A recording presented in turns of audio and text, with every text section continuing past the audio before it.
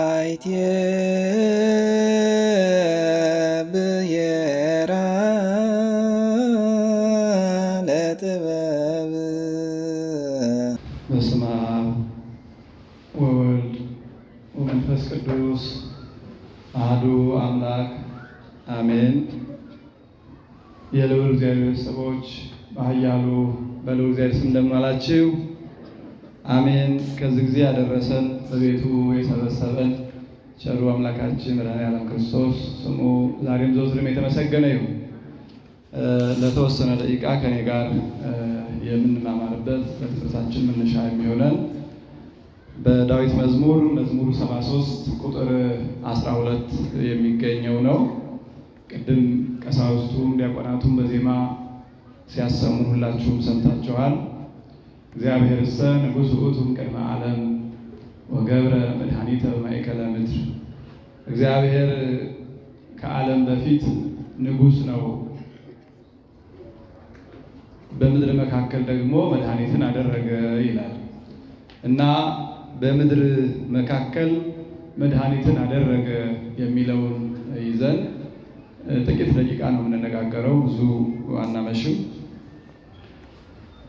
እንግዲህ እግዚአብሔር አምላካችን በባህሪው ቸር ስለሆነ ፍጠረን ሳንለው ሳንጠይቀው ማንም ሳያመለክተው ክብሩን እንድንወርስ ስሙን አመስግነን መንግስቱን ወርሰን እንድንኖር በንጽህና በቅድስና በክብር ፈጥሮናል። ኋላም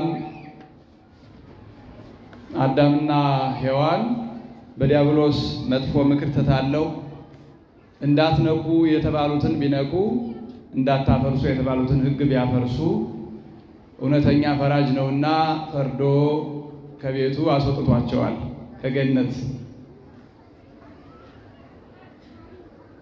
ከዚያ በኋላ አዳምና ሔዋን በሚያዝኑበት በሚያለቅሱበት ጊዜ ተስፋ ሰጥቷቸዋል። እርግማኑ ቅሉ ተስፋ ያለበት ነው። ዕፀ በለስን በልተው እርቃናቸውን ሆነው ማታ ላይ እግዚአብሔር ራቁታቸውን እንዳሉ ወደ ገነት ተገልጾላቸው በገነት አዳም ምን ሆነህ ነው ሲለው ብቻዬን ራቁቴን ስለሆንኩ ፈራሁና ተደበቅኩ አንተ ስትመጣ ብቻ አለ። እንዴ ለምን ተራቆትክ? ምን ሆነህ ነው የተራቆትከው? አትብላ ያልኩህን ዕፀ በለስ በላህን አለው። ትርዳህ ብለህ የሰጠኸኝ ሴት አሳተችኝ ብሎ ምክንያቱን ሌላ አደረገ። ሔዋንም ደግሞ እንዲሁ አርዌ ምድር እባብ ናት ያሳተችኝ አለች። ሁሉም ምክንያት ሆኗል። ግን ምክንያት ስለማያድን እባብም አዳምም ሔዋንም ተረግመዋል እና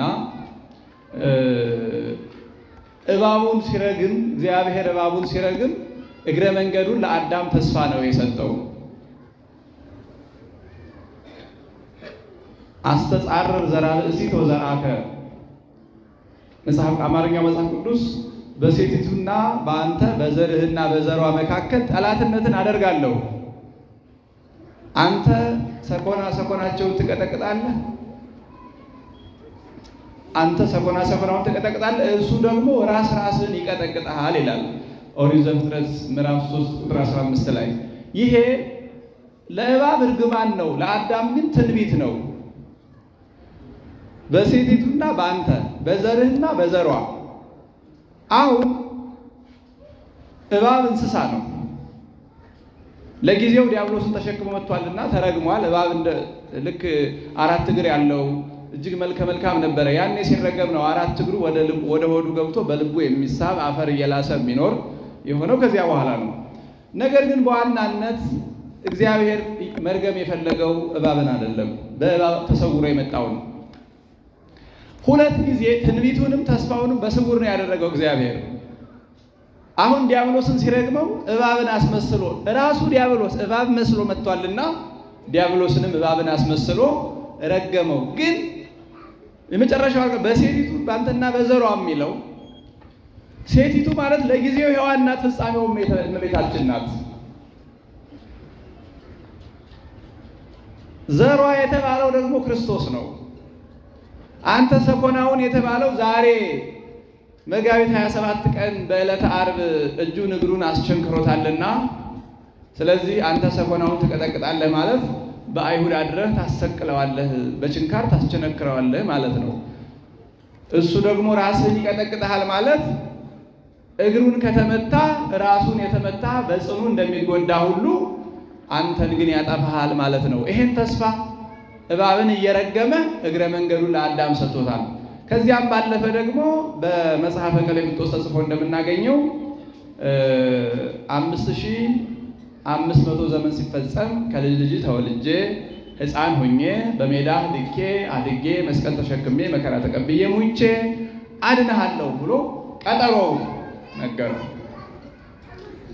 ይህን ቀጠሮ ነገረው። ቅዱስ ጳውሎስ በገላትያ መልእክቱ ምዕራፍ 4 ላይ እንደገለጸው ወአመበጽሐ ዕድሜሁ ፈነወ እግዚአብሔር ወልዶ ተወልደ እንደዚህ ቀጠሮው ሲደርስ ይላል። እንግዲህ አሁን ይሄ ቀጠሮ ስላለ ነው። ቀጠሮው ሲደርስ ዕድሜ ማለት በነገራችን ላይ ቀጠሮ ማለት ነው። አደመ ቀጠረ ነው በግዕዝ። የእኛንም ዕድሜ የምንለው ለሞት የተቀጠረ ስለሆነ ነው። የእያንዳንዳችን ሕይወት ለሞት የተቀጠረ ነው። የማይቀር ነገር ነው። በፍጹም ሞት አይቀርም። ዛሬ በብሔረ ሕያዋን በብሔረ ብፁዓን ያሉ አባቶች እንኳን በዕለተ ምጽአት መጥተው ይሞታሉ። ሞት አይቀርም። ስለዚህ ዕድሜ ማለት ቀጠሮ ማለት ነው። ቀጠሮ በደረሰ ጊዜ እግዚአብሔር ልጁን ላከ፣ ከሴትም ተወለደ። ልብ በሉ ክርስቲያኖች፣ አሁን ቅዱስ ጳውሎስን ያህል ሐዋርያ እግዚአብሔር ልጁን ላከ ከድንግል ማርያም ተወለደ ማለት አቅቶት አይደለም። ግን ተስፋውን ሲሰጠው በሴቲቱና በዘሯ ስላለ እባብ ሲረገም ለአዳም የተሰጠው ተስፋ ያቺ ሴት የተባለችው እመቤታችን መሆኗን ለመግለጽ ነው። ቅዱስ ጳውሎስ እግዚአብሔር ልጁን ላከ ከሴት ተወለደ አለ። ምክንያቱም ተስፋ ሲሰጠው በሴቲቱና በአንተ በዘርና በዘሯ ጠላትነትን አድርጋለሁ ራስህን ይቀጠቅጣል ብሎ ስለነበር ያ የዲያብሎስን ራስ ሊቀጠቅጥ ከድንግል ማርያም የተወለደው ክርስቶስ ዘሯ የተባለው ክርስቶስ መሆኑን ለመግለጽ ሴቲቱ የተባለችው ድንግል ማርያም መሆኗን ለመግለጽ ነው ቅዱስ ጳውሎስ ከሴት ተወለደ ብሎ የገለጸው እንጂ እመቤታችን ስሟ ጠፍቶት አይደለም። ስለዚህ መጥቶ ተወለደ። እንደ ማንኛውም ሕፃን በማህፀን 9 ወር ከ5 ቀን ኖሮ ከተወለደ በኋላ እንደ ማንኛውም ሕፃን እየጠባ እየታዘለ እየተደገፈ ዳዴ እያለ ከዛ ከፍ ሲል ደግሞ እየታዘዘ ውሃ እየቀዳ እንጨት እየሰበረ አድጎ በ30 ዓመቱ ተጠምቆ 3 ዓመት ከ3 ወር አስተምሯል። 3 ዓመት ከ3 ወር ሲያስተምር ተአምራት ያለበት ነው። ትምህርቱም ይስባል፣ ተአምራቱም ይስባል የክርስቶስ። ስለዚህ የእጁን ተአምራትም አይተው የቃሉን ትምህርትም ሰምተው በጣም ብዙ ሰዎች ተከተሉ ክርስቶስን። አሁን ክርስቶስን ሲከተሉት ከዛ በፊት መምህራንን የሚሉ የአይሁድ መምህራን ፈሪሳውያን ጸሐፍት ቅናት አደረባቸው። ከጊዜ ወደ ጊዜ ተአምራት እያደረገ ሰው እየተከተለው እነሱን እየተወ ወደ እነሱ ደግሞ እውነተኞቹ መምህራን እንደነ ዮሐንስ መጥምቅ ያሉት እውነተኞቹ መምህራን አይ እኛ እናስተምር የነበረው እሱ እስከሚመጣ ድረስ ነው እያሉ ተማሪዎቻቸው ወደ ክርስቶስ ይልካሉ። ዮሐንስ መጥምቅ አብዛኞቹ ሐዋርያት የቅዱስ ዮሐንስ መጥምቅ ደቀ መዛሙርት ናቸው። እንቲአየሰ ተሰልጠት ወእንቲአሁሰ ትበዝሕ፣ የኔ አለቀች፣ የኔ መምህርነት ጊዜ እስከዚህ ድረስ ነው። እኔ መንገድ ጠራጊ ነኝ፣ መንገዱን የምጠርግለት እውነተኛው መምህር መጣ፣ አሁን እሱን ተከተሉ እያለ ተማሪዎቹን ላካቸው። እውነተኞቹ መምህራን እንዲህ ናቸው። ሐሰተኞቹ መምህራን ግን ክርስቶስን ሕዝብ ሲከተለው ቅናት አደረባቸው። አይ እኛን የሚከተለን አነሰ፣ እሱን የሚከተለው በዛ እያሉ 3 ዓመት ሙሉ ይቀኑበታል። እንግዲህ አብይ ጾምን ስትማሩ እንደነበረው መጻጉዕ ሲፈወስ ቀንተውበት ነበር። ለመግደል ሙከራ አድርገዋል። 18 ዓመት ጎብጣ የነበረችውን ሴት ሲያድናት ቀንተው ብዙ ጊዜ ድውይ በፈወሰ ቁጥር ቅናታቸው ሲቀጣጠል ነው የኖረው። ሕዝቡም ደግሞ ከጊዜ ወደ ጊዜ እየበዛ ተከታዩ እየበዛ ነው የመጣው። በመጨረሻ በ3 ዓመት ከ3ኛ ወር ላይ መጋቢት 20 ቀን ነው አልዓዛርን ያስነሳው። እንግዲህ አልዓዛር ዓርብ ነው የተነሳው፣ የሞተው ግን ማክሰኞ ነው። ጌታችን በገሊላ አካባቢ እያስተማረ ማርያምና ማርታ የሚባሉ የአልዓዛር እህቶች ታሞ ሳለ መልእክት ላኩበት። የምትወደው ታሟልና እባክህ ና አድነው ብለው ላኩበት። እንግዲህ ማርያምና ማርታ ገና ሃይማኖታቸው ስላልጸና በዚያው ባለህበት ሆነ ፈውሰው አላሉ። የምትወደው ታሟልና ና ብለው ለመልእክት ላኩ። ዝንቱ ደዌ የኮነ ለሞት አለ። እሱ ይሄ በሽታ ለሞት አይደለም ብሎ ዝም አለ። ማክሰኞ አልዓዛር ሞተ፣ ተቀበረ። ከዛ በኋላ በአራተኛው ቀን ዓርብ ወደ ኢየሩሳሌም መጣ። አልዓዛር ያው ከደብረ ዘይት ተራራ ስር ቢታንያ ነው ቤቱ፣ ኢየሩሳሌም ነው የተቀበረውና አልዓዛር አርክነ ሞተ ወባሕቱ አሐውር ከመ አንቅሖ፣ ወንድማችን ወዳጃችን አልዓዛር ሞቷልና ተኝቷልና ልቀሰቅሰው እሄዳለሁ አላቸው ደቀ መዛሙርቱን። ገሊላ አካባቢ እንዲህ አይሁን ሊገሉ ይፈልጋሉ፣ እንዴት ይሆናል? አይሆንም አሉ። ብዙዎች ተከራከሩ።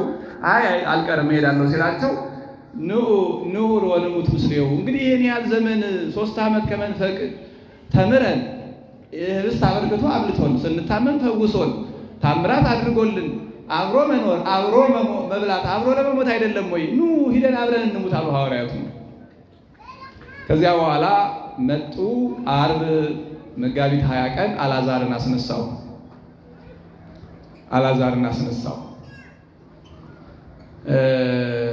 አልዓዛር ሲነሳ በጣም ገረማቸው። ምክንያቱም በሞተ በአራተኛው ቀን ነው። እንኳን ሌሎቹ ማርያምና ማርታ በጣም የጌታ ወዳጆች ናቸው፣ የአልዓዛር እህቶች ናቸው። ክርስቶስንም በሚገባ ያውቁታል። ግን ወደ መቃብሩ የት ነው የቀበራችሁት አልዓዛርን ሲላቸው እንዲህ አራት ቀን እኮ ሆኖታል፣ ወደ አጼአ አሁን እኮ ፈጽሞ ሽታ ያመጣል አያስቀርብም አሉት እህቶቹ። ግድ የለም አሳዩ ብሎ ወደ መቃብሩ ሄዶ መቃብሩን ካስከፈተ በኋላ አልዓዛር ነአጽ መቃብር። እንግዲህ በዮሐንስ ወንጌል ምዕራፍ 12-13 ላይ ታሪኩን በዝርዝር እንደምናገኘው አልዓዛር ከሞት ተነሳ። መግነዝ ፍቱልኝ ሳይል ከሞት ተነሳ። ተአምር ሆነ። በማግስቱ ቅዳሜ መጋቢት 21 ቀን በጣም ብዙ ሰው ተሰበሰበ። በእነ አልዓዛር ቤት ማርያም እና ማርታ ግብዣ አደረጉ። ምክንያቱም ወንድማቸው ከሞት ተነስቶላቸዋል። ይሄ የተለየ ታምር ነው። መቼስ ሰው እንኳን ወንድሙ ከሞት ተነስቶለት ከውጭ ሀገር ሲመጣ የ3 ዓመት ትምህርት ሲመረቅ ይጋብዛል እንደምታውቁት። እና ሰፊ ግብዣ ተደረገና ሰው በዛ። ሰው የበዛው ሁለቱንም ለማየት ነው። የተነሳውን አልዓዛርን ያስነሳውንም ክርስቶስን ለማየት ብዙ ሰው ተሰበሰበ። ቸክ እያደረጉ እውነት እሱ ነው የተነሳው? ሲያዩት አልዓዛር ነው። እነዛ አልቅሰው ገንዘው የቀበሩት ሁሉ ይገርማል። በቃ አልዓዛር ተነስቷል። ማን ያስነሳው? እሱ። ማን የተነሳው? እሱ እየተባለ ቅዳሜ በጣም ብዙ ሕዝብ ይህን ሲታዘቡ አለ። መጋቢት 22 ቀን እሁድ በአህያና በውርንጭላዋ ላይ ሆኖ ከእነ አልዓዛርና ከማርያም ቤት ከቢታንያ ተነስቶ ወደ ኢየሩሳሌም ጉዞ አደረገ። አሁን እንግዲህ 3 ዓመት ከ3 ወር ያደረገውም አለ። በዚህ ሰዓት ግን የ4 ቀን ሬሳ አልዓዛርን ስላስነሳ፣ አልዓዛር በጣም ትልቅ ሰው ነው። በቢታንያ አካባቢ በጣም የታወቀ ሰው ስለሆነ መሞቱም የታወቀ ነው፣ መነሳቱም የተረጋገጠ ስለሆነ የበለጠ ብዙ ሰው ተከተለው። ስለዚህ እሁድ ሆሳዕና በአርያም ለወልደ ዳዊት ብሩክ ዘይመጽእ በእግዚአብሔር፣ በእግዚአብሔር ስም የሚመጣ እግዚአብሔር ነኝ ብሎ የሚመጣ እግዚአብሔር መስክሮለት የሚመጣ ብሩክ ነው፣ የባህርይ አምላክ ነው እያለ ብዙ ሰው የተከተለው የአልዓዛር መነሳት የበለጠ ስቦታል ሰውን። እልፍ በየማኑ እልፍ በጸጋሙ እልፍ ቅድሜው እልፍ ድሬው የማይቆጠር ሕዝብ በፊት በኋላው በቀኝ በግራው አጅቦት የመጣው ዓርብ አልዓዛርን አስነስቶ ቅዳሜ ስላረጋገጡ ነው ሕዝቡ። በዚህ ሰዓት አይሁድ የበለጠ ቅናታቸው ጫፍ ደረሰ። እንግዲህ ለአንድ ድርጊት ሩት ኮዝ ይኖረዋል፣ ኢሚዲየት ኮዝ ይኖረዋል። አሁን 3 ዓመት ከ3 ወር የነበረው እንደ ሩት ኮዝ ነው፣ ህዝቡ እሱን እየተከተለ ነው። የአልዓዛር መነሳት ግን ኢሚዲየት ኮዝ ነው፣ አፋጣኝ። ምክንያቱም የአልዓዛር ከሞት መነሳት ወናሁ ሁሉ ዓለም ተለወድህሬው፣ ይሄው ዓለም ሁሉ ተከተለው። ከዚህ በኋላ እኮ እኛን መምህር የሚለን ደህና ዋላችሁ የሚለን እኮ አይገኝም ብለው ቅናታቸው በጣም ተቀጣጠለ። ህዝቡ ሁሉ ሆሳዕና በአርያም እያሉ እሑድ ወደ ኢየሩሳሌም ሲሸኙት ልብሳቸውን እያነጠፉ ቅጠል እያነጠፉ ሲሸኙት ከልክል እንጂ ይሉታል የተከተሉ። ቅናት አድሮባቸው እኮ ነው። እነሱ አመስግኑ አልተባሉ። ለምን ዝም ትላለህ? እነዚህን የሚያመሰግኑትን ሰዎች ዝም በሉ በላቸው አሉት። አይ እነሱ ዝም ቢሉ ድንጋዮች ይናገራሉ ባለ ጊዜ ቢታንያ አካባቢ ድንጋዮች ሳይቀር ተናገሩ ሆሳዕና በአርያም የሚለውን ምስጋና። ከዚህ በኋላ እንዲህ እየተመሰገነ ሊቆጠር በማይችል ህዝብ መካከል ኢየሩሳሌም ገባ፣ ቤተ መቅደሱን አስከበረ።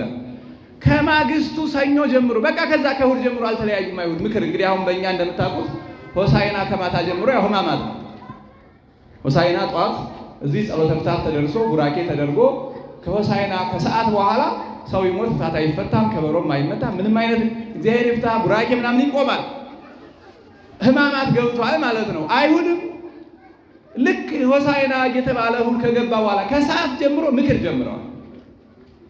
ሰኞ ግን ኦፊሻሊ የአይሁድ ሸንጎ ተቀምጦ መመካከር ጀመረ።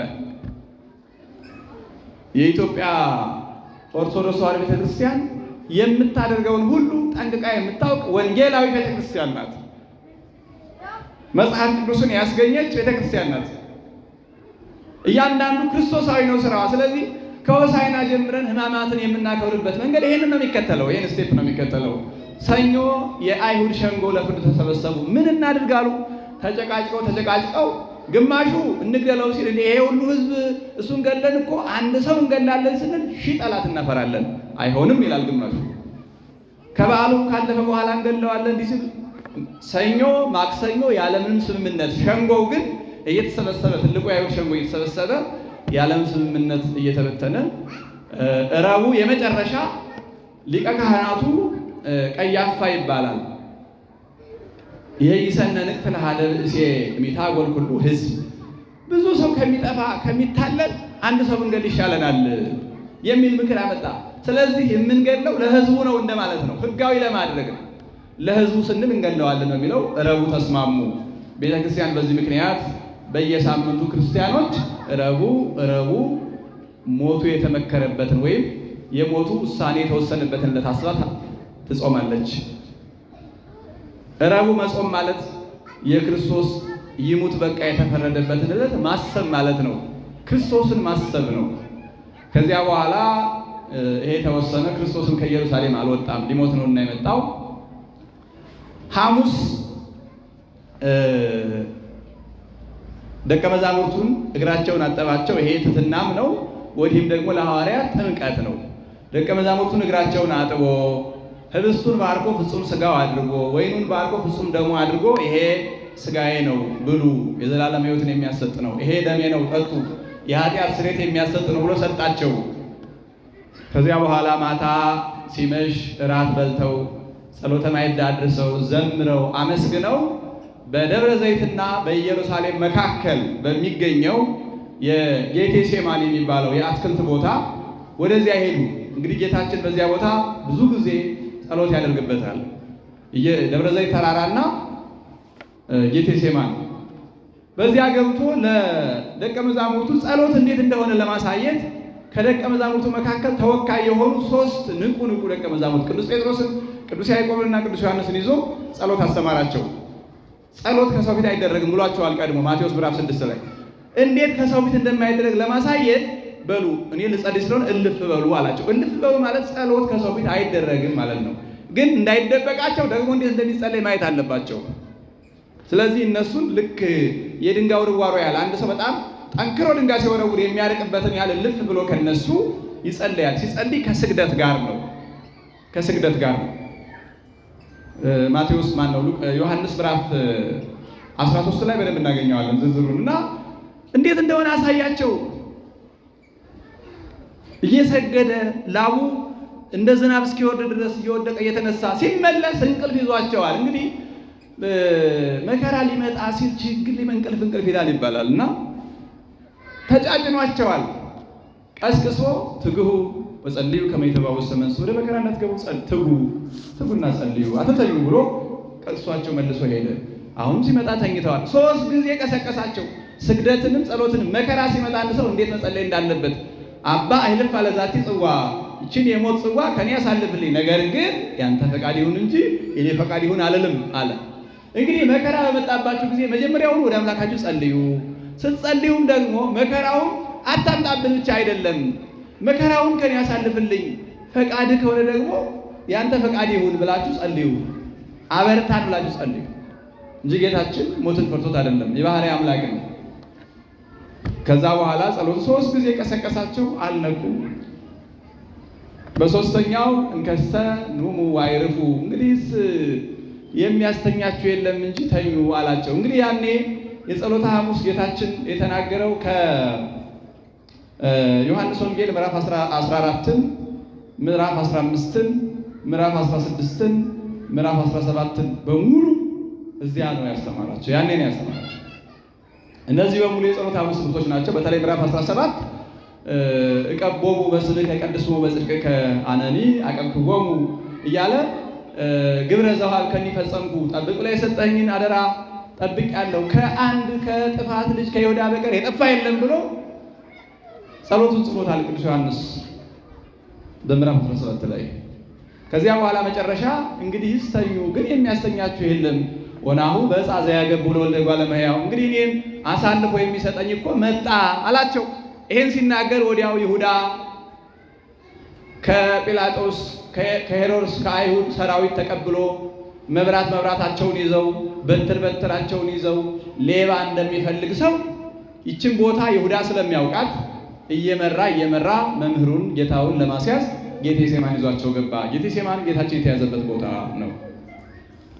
ከዚያ በኋላ መጡ። እንግዲህ በዮሐንስ ወንጌል ምዕራፍ 18 ላይ እንደምናነበው ማንን ፈልጋችሁ ነው አላቸው። የናዝሬቱን ኢየሱስን ፈልገን አሉት።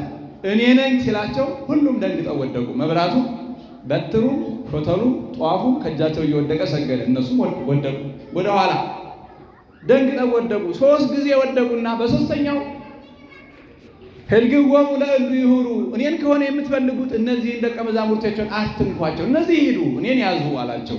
የመጣው ለሰው ነውና ደቀ መዛሙርቱ እንዳይንገላቱበት እኔን እንደፈለጋችሁ ማለት ትችላላችሁ፣ ደቀ መዛሙርቴ ግን አትንኩ አላቸው።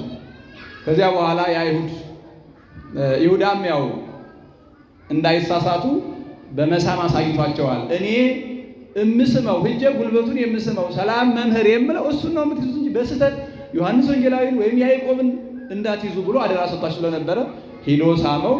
ተረባርበው ያዙት። ከዚያ በኋላ እየደፉ እያዳፉ እየገፈተሩ ወደ ሊቀ ካህናቱ ግቢ ይዘውት ሄዱ። ሐዋርያት ተበተኑ። ቀጥሎ ለኖናዊ ወይዘረው አባጋ መሬቱ፣ እረኛውን እመታለሁ በጎቹ ይበተናሉ ብሎ ነቢዩ ዘካርያስ የተናገረውም ደረሰ፣ ተፈጸመ። ተበታተኑ። ጴጥሮስና ዮሐንስ ግን አልተለዩትም። ምክንያቱም ጴጥሮስ ሐሙስ ማታ ከእናንተ አንዱ ያስይዘኛል ሲል እመውት ምስሌከ፣ እነዚህ ሁሉ ቢክዱ እኔ ከአንተ ጋር እሞታለሁ ብሎ ተመክቶ ነበረ። እኔ እሞታለሁ ማለቱ ጥፋት አይደለም። እነዚህ ቢክዱ ማለቱ ግን ጓደኞቹ ዝቅ አድርጎ ራሱን ከፍ ማድረጉ ስለነበረ አንተ 3 ጊዜ ትክደኛለህ ብሎ ትንቢት ተናገረበት። ያም ሆኖ ግን ጴጥሮስና ዮሐንስ ወንጌላዊ አልተለዩም። እየተከተሉ የት ይዘውት ሊሄዱ ነው፣ የት ሊያስገቡት ነው እያሉ ሲከተሉ ከሊቀ ካህናቱ ግቢ ኢየሩሳሌም ቅጽር ውስጥ ገብተው ከሊቀ ካህናቱ ግቢ ያስገቡት። ተከትሎ ገባ። ዮሐንስ ወንጌላዊ በጣም የታወቀ ነው በዛ አካባቢ። ጴጥሮስን ግን ማንም አያውቀውም፣ የገሊላ ሰው ስለሆነ። ገሊላ ከኢየሩሳሌም ሳብ ይላል ትንሽ። ከዛ በኋላ ዮሐንስ ወንጌላዊ አነጋግሮ ጠባቂዎቹን ዘበኞቹን አስገባው። ገብተው እነዚህ አይሁድ እሳት አንድደው ክርስቶስን ልብሱን እያወለቁ ልዩ መከራ። አሁን ጌታችን ሐሙስ ማታ ከ3 ሰዓት ጀምሮ እስከ ዓርብ ጠዋት የደረሰበትን መከራ ቁጥሩን የሚያውቀው የለም። ምክንያቱም ወደ ሕግ ሳያቀርቡ ለዳኛ ሳይነግሩ እነሱ ደስ ያላቸውን የመከራ አይነት በሙሉ ነው ያደረሱበት። እምንቆጥረው ከዓርብ ከነግህ በኋላ ወደ ጲላጦስ ለፍርድ ካቀረቡት በኋላ ነው ይሄን ያህል ተገረፈ፣ 666 ተገረፈ ምንለው ያንን ነው። ሌሊቱን ግን ሰውነቱን እየሸፈኑ በዘንግ እየመቱ ማን የመታ ምራቅ እየተፉ አንዴ እያለበሱ ብዙ በር ያለው ቤት ነው። አንዴ ባንዱ በር ያወስታል፣ አንዴ ባንዱ ያስገቡታል። መከራ ያጸሩበት ነው ያደሩት ሌሊቱን ሙሉ እሳት እያነደዱ እና በዚህ መካከል እሳት እየሞቁ ሳለ ቅዱስ ጴጥሮስን ብርዱ በጣም ጸንቶበት ሂዶ እሳት ከሚሞቁ ጠጋ አለ። አንተ አለችው አንዲት ሴት፣ አንተ ከዚያ ከናዝሬቱ ሰው ጋር ነህ እንዴ አለችው። አይ አላውቀውም የምትይውን አለ። እኔ የምትይውን አላውቀውም። አይደለም ያለው ቅዱስ ጴጥሮስ ደንግጦ ስለነበር የምትይውን አላውቀውም አለ። አይደለሁም ሐሰት ነው፣ ግን አላውቀውም ደግሞ ሌላ ተጨማሪ። ሁለተኛም ሶስተኛም ይሄ ነገር ገጠመው። በሶስተኛው ግን ማለት ተገዘተ። ይሄ መከራ ይድረስብኝ፣ ይሄው እንዲህ ይጣለኝ፣ እኔ የምትሉትን ሰው አላውቀውም ማለት። ወዲያው ዶሮ ጮኸ። ወተዘከረ ጴጥሮስ፣ ቅዱስ ጴጥሮስ ያን ጊዜ ትናንት ማታ ዶሮ ሳይጮህ 3 ጊዜ ትክደኛለህ ያለው ትዝ አለውና ከዚያ ግቢ ወጥቶ ስቅስቅ ብሎ እንባው አልቆ ደም አለቀሰ ቅዱስ ጴጥሮስ። ለንስሐ ራያ ነው። በዘመነ ብሉይ ቅዱስ ዳዊት፣ በዘመነ ሐዲስ ቅዱስ ጴጥሮስ በእንባና በንስሐ ይጠቀሳሉ። እንባቸው አልቆ ደም አልቅሰዋል። ቅዱስ ዳዊትም ወበአንብዕ አርሃሱ ምስካቤ፣ ምኝታዬን በእንባዬ አራስኩት፣ ምንጣፌ በሙሉ በእንባ ረሰረሰ ብሎ ተናግሯል። ወጥቶ አለቀሰ። ከዚያ በኋላ አልተመለሰም ቅዱስ ጴጥሮስ። አይ እንግዲህ ሕግ የለውም ቤቱ አገሩ ሕግ የለውም። ሕግ ከሌለ በእሱ ያደረሱትን መከራ በእኛም ያደርሱታል፣ እኛንም አይተውንም ብሎ ወደ ወንድሞቹ ሌሎቹ ሂደው የቅዱስ ማርቆስ እናት ማርያም ትባላለች። ማረፊያ ለክርስቲያኖች የመጀመሪያ ማረፊያ ነው ያ ቤት። እዛች ጽርሐ ጽዮን ላይ ተሰበሰቡ። ከዛ በኋላ መላ ሌሊቱን ያን ሁሉ መከራ የፈለጉትን መከራ ሲያደርሱበት አደሩ። ፊቱን ሲጸፉት፣ ምራቃቸውን ሲተፉበት፣ በዘንግ ሲመቱት፣ ልብሱን ሲያወልቁት፣ ሲቀይሩለት፣ ሲሰግዱለት ንጉሥ አይደለህ እንስገድልህ እያሉ ሲያፌዙበት አደሩ። በማግስቱ ግን ነገሩን ሕጋዊ ለማድረግና ለማስመሰል ሲነጋ ጠዋት ወደ ጲላጦስ አደባባይ ይዘውት ሄዱ። ሊቶስትራ የሚባለው የተነጠፈ ደንጊያ እንዲህ እንደ ማቶሪ ላይ የተነጠፈ ደንጊያ ያለበት ነው በዚያ ዘመን። እዚያ ይዘውት ቀረቡ።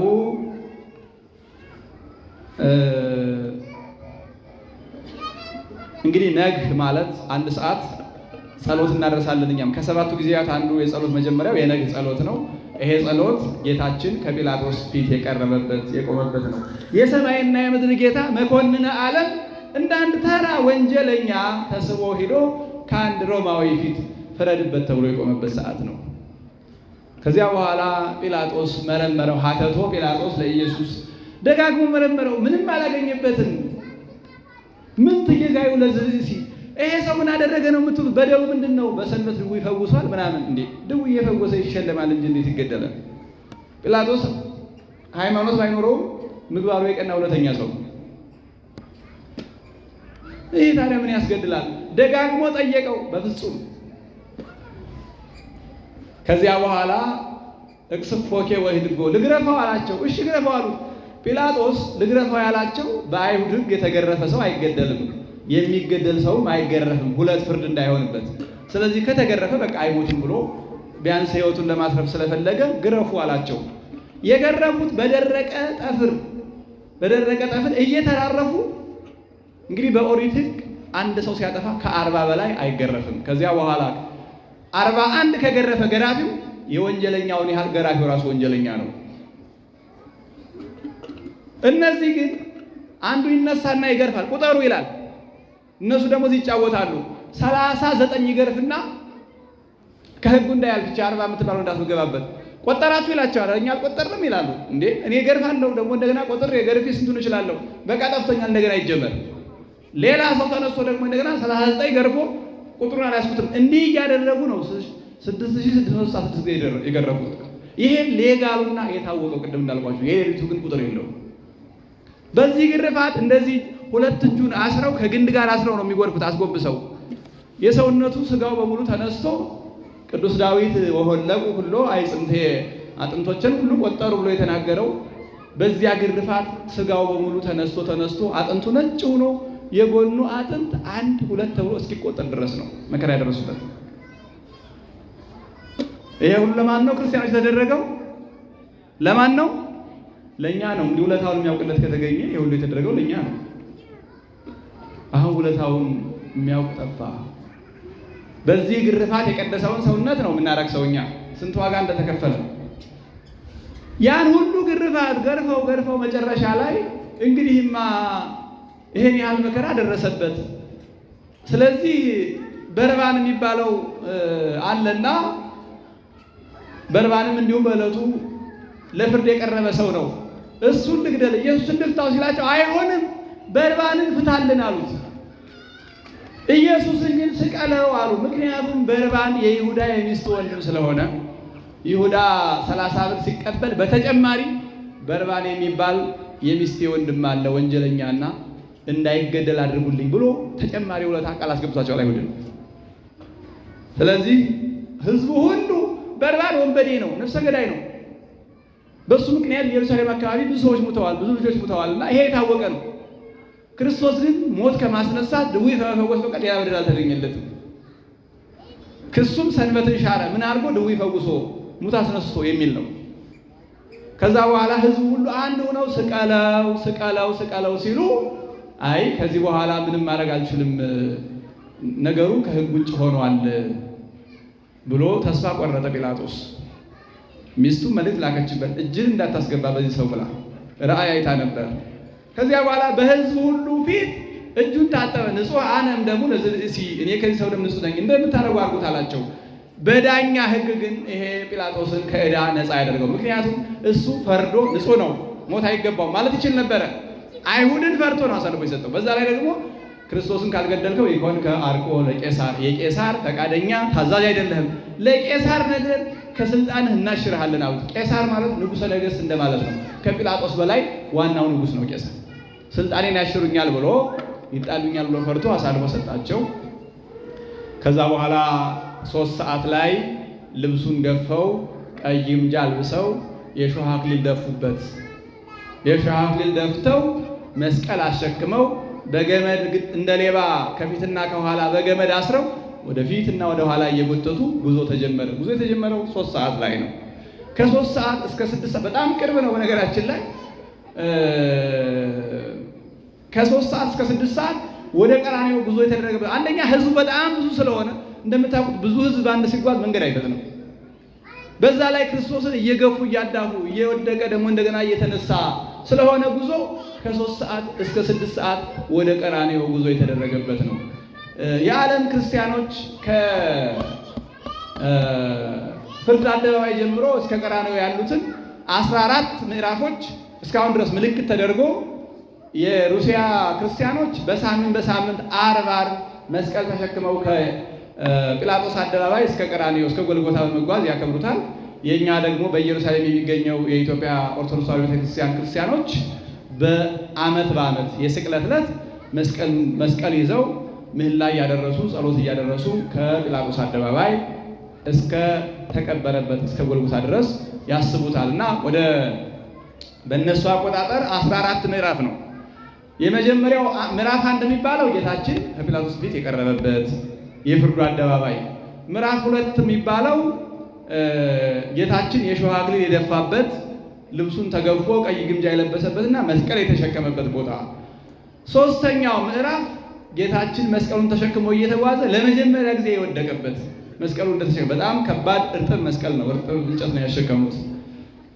4ኛው ምዕራፍ ከእመቤታችን ጋር አይን ለአይን የታዩበት። እንግዲህ ይሄ እንዲሁ በቃል ሲናገሩት ቀላል ይመስላል። እናት ልጇ ተገርፎ ሰውነቱ አልቆ ከላይ የሾህ አክሊል ተደፍቶበት በፊቱ ደም እየወረደ በዚያ ላይ መስቀል ተሸክሞ በገመድ እየተጎተተ እየወደቀ እየተነሳ ማየት እንኳን ለእመቤታችን ለማንኛውም እናት ምን ያህል አንጀት እንደሚወጋ አስቡት። አረጋዊ ስምዖን ገና በሕፃንነቱ ወለኪኒ በው ኩናተ ኑፋቄ ውስተ ልብኪ፣ ባንቺም እንደ ፍላጻ የሚወጋ ሐዘን ይመጣብሻል ብሎ ትንቢት ተናግሮ ነበርና ያ የተፈጸመው ያን ጊዜ ነው። ልክ እመቤታችን ከልክለዋት ቆይተው አላስቀርባት ብለው እንደምንም ከዮሐንስ ወንጌላዊ ጋር ሲመጡ ጌታችን ዘወር ሲል ደም በለበሰ አይኑ የእመቤታችንና የጌታችን አይን ፊት ለፊት ተያዩ። የዚህ ጊዜ እመቤታችን መሬት ላይ እየወደቀች እሾህ ላይ እየወደቀች ድንጋይ ላይ እየወደቀች ታለቅስ ጀመር። አይሁድ ያሾፋሉ። ግማሾቹ እንደዚህ አይነት መልከ መልካም ሴት እዚህ ሀገር አለች ወይ? በለቅሶ በገበያም አይተን አናውቅም፣ እንዴት መልከ መልካም ናት ይላሉ። አንዳንዶቹ አለቃቀሷን አይተው እንዲህ ያለ መሪር ሐዘን በዘመናችን አይተን አናውቅም የሚሉ አሉ። አንዳንዶቹ ግን ልጇ ሕፃን ሆኖ ሳለ ሄሮድስ በእሷ ልጅ ምክንያት ልጆቻችን ገድሎብን ነበርና የልጆቻችን ደም ተመለሰልን እያሉ ይዘብቱባት ነበረ እና ያን ጊዜ ጽኑ ስቃይ ወደ ልቡናዋ ገባ። እዚያ ቦታ ላይ የአርመን ካቶሊክ ቤተክርስቲያን የድንግል ስቃይ የሚል ቤተክርስቲያን ትልቅ ቤተክርስቲያን ተተውበት ይገኛል። አሁን ድረስ ቦታው ራሱ የድንግል ስቃይ ይባላል። 6ኛው ምዕራፍ ስምዖን የሚባል አንድ ሰው ከዚህ ግፍ አልተባበርም ብሎ ውሎ በዚህ አልፎ ሲሄድ ና ብለው ጌታችን አልፈጥንላቸው ሲል ጉዞው እንዲፈጥን ከጌታችን ከኋላ አብሮ መስቀል እንዲሸከም ያደረጉበት ቦታ ነው። ስምዖን ቀሬናዊ እዛ ቦታ ላይ የስምዖን ቀሬናዊ ቤተክርስቲያን ይገኝበታል። እሱ 6ኛ ምዕራፍ ነው። 7ኛው ምዕራፍ አንዲት ቬሮኒካ የምትባል ሴት፣ ቬሮኒካ በኋላ የወጣላት ስም ነው። እውነተኛ ስዕል ማለት ነው። የእውነተኛ ስዕል መልክ ማለት ነው። እና ነጭ ሻሽ ለብሳ ከደናግል ከነ ሰሎሜ ከነ ማርያም መግደላዊት ከደጋጎች ጋር እየተከተለች ስታለቅስ ፊቱ በደም ተወርሶ በዛ ላይ ላቡ ማየት እንደተሳነው አይታ ሂዳ በነጭ ሻሿ ፊቱን ጠረገችለት፣ ቢያንስ እያየ ይሄድ ብላ። ምክንያቱም መስቀል ተሸክሞ እየወደቀ እነሱ ከኋላ እየገፉት ከፊት በገመድ እየጎተቱት ስለሆነ ከሐዘኗ ጽናት የተነሳ አይሁድ መከራ ያደርሱብኛል ሳትል ያንን ነጭ ሐር ልብሷን አምጥታ ፊቱን ጥርግ አደረገችለት። ከሻሿ ላይ የክርስቶስ ትክክለኛው ስዕል ታትሞ ተገኘ። ቬሮኒካ ማለት በግሪክ ቋንቋ በላቲን ቋንቋ እውነተኛው የስዕል መልክ ማለት ነው። እውነተኛ ስዕል ማለት ነው። ያ ስዕል በኋላ ዘመን እስከ 6ኛው ክፍለ ዘመን ድረስ ወደ ሮም ሂዶ ከዛ በኋላ አሁን ያለበት በትክክል አይታወቅም። ግን ክርስቲያኖች እንግዲህ በክርስቶስ ስዕል የመጀመሪያው ስዕል ይሄ ኩራተ ርእሱ ይባላል። የእሾህ አክሊል የደፋው ማለት ነው። 7ኛው ምዕራፍ እሱ ነው። 8ኛ ምዕራፍ የሚባለው የኢየሩሳሌም ሴቶች እያለቀሱ ሲከተሉት ዘወር ብሎ አዋል ለኢየሩሳሌም ኢትብካያን ሊተ ለኔ አታልቅሱ፣ ይልቅስ ለራሳችሁ አልቅሱ። ምን አለ ተራራው ተንዶ ቢጫነን ምድር ተከፍቶ ቢያሰጥመን የሚባልበት ክፉ ዘመን ይመጣል። ያልወለዱ ሴቶች ያላጠቡ ጡቶች ብፁዓን ናቸው የሚባልበት ዘመን ይመጣልና ለራሳችሁ አልቅሱ፣ ለኔ አታልቅሱ ያለበት ቦታ ነው። 9ኛው ምዕራፍ ጌታችን ድጋሚ የወደቀበት ቦታ ነው። ከዛ በኋላ ከ10ኛው ጀምሮ ያለው ጎልጎታ ውስጥ ነው የሚገኘው። 10ኛው ምዕራፍ ልብሱን ገፈው ራቁቱን አድርገው ለችንካር ያዘጋጁበት ቦታ ነው።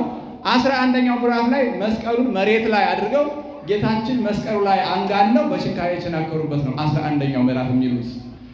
12ኛው አንስተው መስቀሉን የተከሉበት ቦታ እና እዛው ነፍሱ ከሥጋው የተለየበት ቦታ ነው።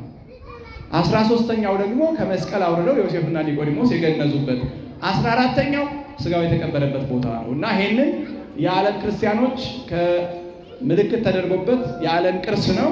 ከሄሮድስ አደባባይ ከፒላጦስ አደባባይ እስከ ጎልጎታ በልዩ ልዩ ጊዜ ያስቡታል። በእኛ ቤተክርስቲያን ግን ይሄ ብቻ አይደለም። እዚህ ላይ ወደ 3 ጊዜ እንደወደቀ ነው የሚነገረው። በእኛ ቤተክርስቲያን ግን ጌታችን ከሊቶስትራ እስከ ቀራንዮ ሲሄድ 36 ጊዜ ነው የወደቀው።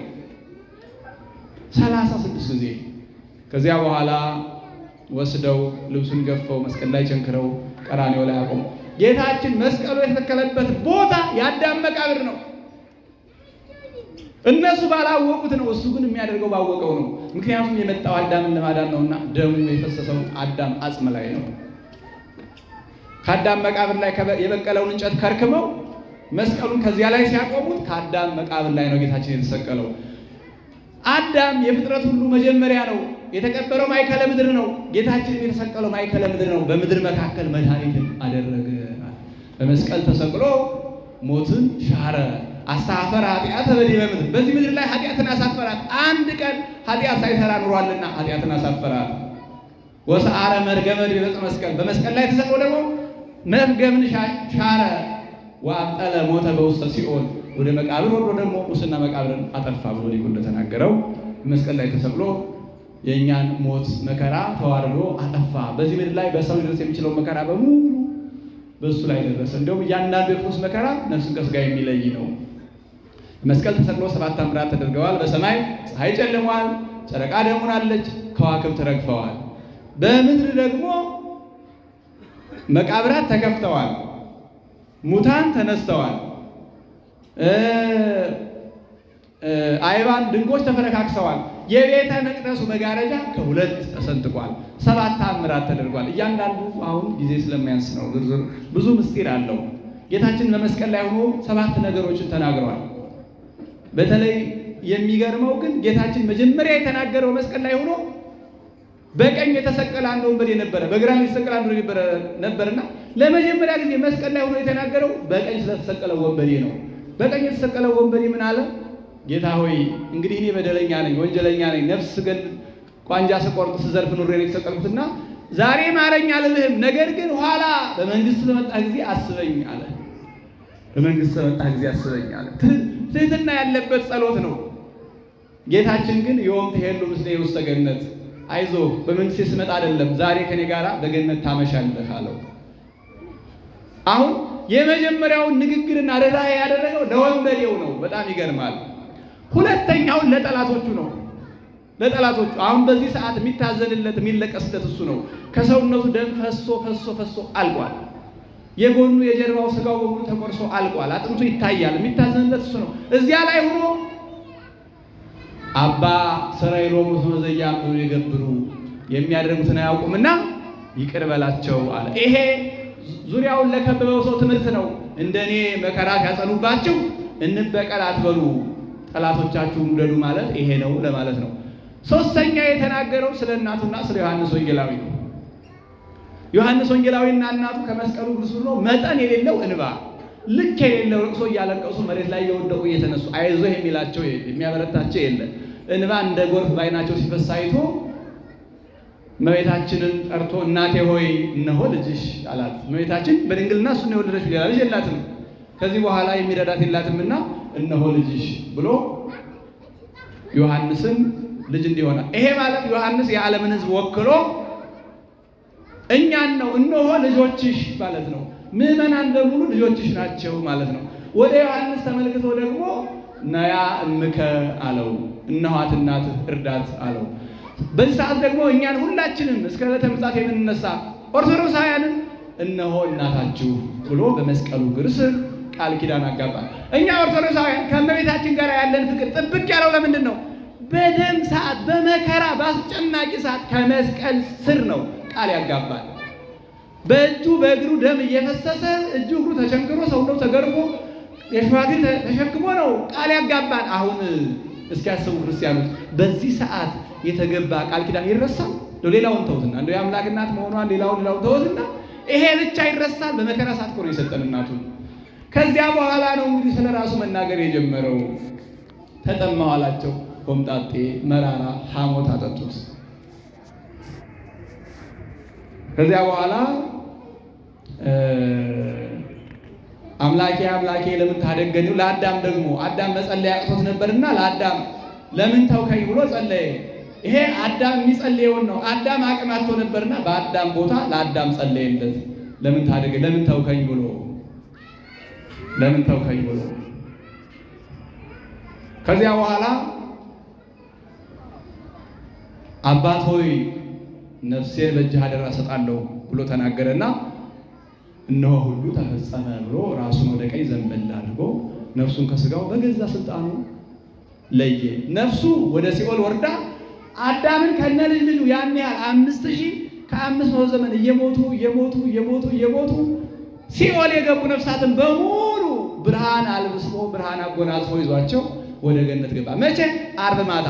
እንግዲህ ሕማማተ ክርስቲያኖች ቤተክርስቲያን እንዳትለዩ። ዓርብ ማታ ያ ሁሉ ስግደት፣ ሐዘን፣ ልቅሶ ውሎ መጨረሻ ላይ ካህናቱ ከበሮ ይመታል። አይታችሁ እንደሆነ ሁሌ ትዝ ይላችሁ ከሆነ ቤተክርስቲያኑ ይታወዳል። ቸብቸቦ ሁሉ አለ። ሴቦ ለእግዚአብሔር ስቡሐ ዘሰብሐ እየተባለ ምክንያቱም ያቺ ሰዓት ማለት ክርስቶስ መከራ ሲቀበል ውሎ ማታ ላይ ግን ነፍሱ ወደ ሲኦል ወርዳ በዚያ ያሉ ነፍሳትን በሙሉ ገነት ያስገባችበት ሰዓት ስለሆነ ነው።